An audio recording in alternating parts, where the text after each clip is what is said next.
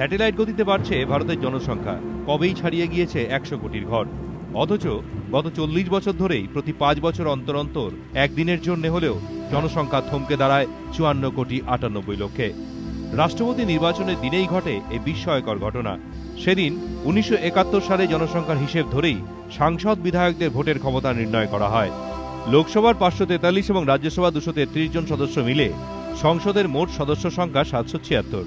1971 সালে নিয়ম অনুযায়ী জনসংখ্যা 54 কোটি 98 লক্ষ ধরে তাকে 1000 দিয়ে ভাগ করা হয়। তাতে সংখ্যাটা দাঁড়ায় 5,49,800।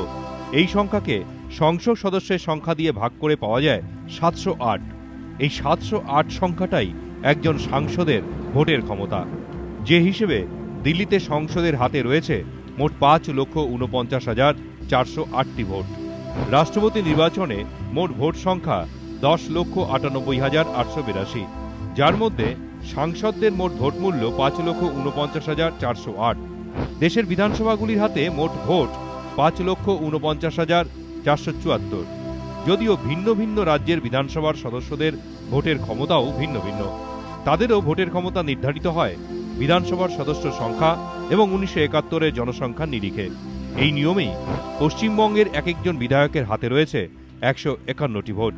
1971 সালের হিসেব অনুযায়ী পশ্চিমবঙ্গের লোক সংখ্যা ছিল 4,43,12,211 জন।